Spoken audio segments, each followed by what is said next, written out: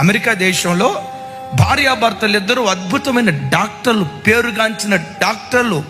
ఒకే ఒక్క కొడుకు.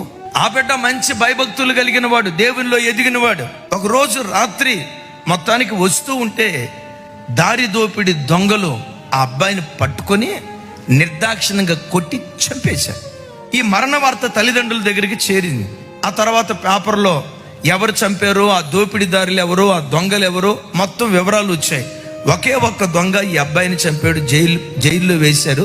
ఒకరోజు భార్యాభర్తలు ఇద్దరూ కలిసి అదే జైలు దగ్గరికి వెళ్ళి, అయ్యా ఆ బాబును మేము క్షమిస్తున్నాం, మీరు అనుమతిస్తే ఆ బాబుతో ఒకసారి మాట్లాడతానయ్యా అని ఇద్దరు అన్నారు. వెళ్ళారు. ఈ అబ్బాయి తల్లిదండ్రులు వాళ్ళు అన్న సంగతి చంపిన వాడికి తెలుసట. చూసి కడకడకడ ఉణుకుతున్నాడు. భార్యాభర్తలు ఇద్దరు వెళ్ళి, బాబు మా అబ్బాయిని చంపేవంట కదా, మనస్ఫూర్తిగా నేను క్షమిస్తున్నా. అయితే ఒక చిన్న మాట, మాకు పిల్లలు లేరు, ఉన్న ఒక్కగానొక్క కొడుకును కోల్పోయాం, పర్వాలేదు, అక్కడ ఏం జరిగిందో నేను ఆ వివరాలు అడగట్లా, కానీ ఒక్క మాట బాబు, ఇక మీదట నిన్ను మా కొడుకుగా స్వీకరించి మా యావదాస్తంతా నీకిచ్చి మా సొంత కొడుకులాగా పెంచుకుంటామయ్యా, వస్తావా బాబు?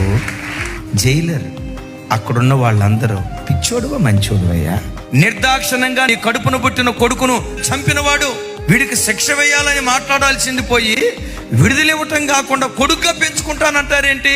ఎందుకు అంత క్షమిస్తానంటున్నారు? భార్యాభర్తలు అన్నారట, రేపు ప్రభు ఎదుట మేము నిలవబడినప్పుడు మా అపరాధాన్ని దేవుడు క్షమించాలంటే మాకు కీడు చేసిన వాడిని మేము క్షమిస్తేనే రేపు మా అపరాధాన్ని దేవుడు క్షమిస్తాడయ్యా.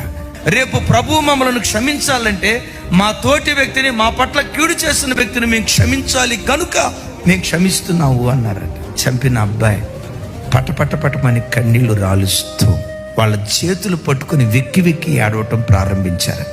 నేనంట, పరలోక దేశానికి చెందిన వాడికి పగలెందుకుంటాయి? పరలోక దేశానికి చెందినవాడు హృదయంలో కోపాన్ని ఎందుకు పెట్టుకుంటాడు? రోజుల తరబడి గుండెల్లో పగబెట్టుకొని, వీడు ఆ రోజు నాకు అలా కీడు చేసాడు కాబట్టి నేను కూడా వాడికి అలా కీడు చేయాలని పరలోక దేశానికి చెందిన వాడి మనసులో పగలుంటాయా? పరలోక దేశానికి చెందిన వాడిలో ఉండేదంతా క్షమాపణే. ఎందుకో తెలుసా? ఈ రోజు నా తోటి సహోదరుడు నేను క్షమిస్తేనే రేపు నా ప్రభు పరలోక రాజ్యంలో క్షమిస్తాడు. నువ్వు ఈ దేశానికి చెందిన వాడివైతే కొట్టుకో, తిట్టుకో, పగలతో ఆవేశాలతో రగులుతూ ఉండు. నీవెవరివో తెలుసా? హెబ్రీయుడివి, ఆవలి దేశానికి చెందిన వాడివి. ఆవలి దేశానికి చెందిన వాడికి కక్షలుండో, పగలుండో, ఆవేశాలుండో, తొందరపాటుతనాలుండో, గుండెల్లో పగబెట్టుకొని ఎలా తీర్చుకుందామా ఆ మనస్తత్వమే ఆవలి దేశానికి చెందిన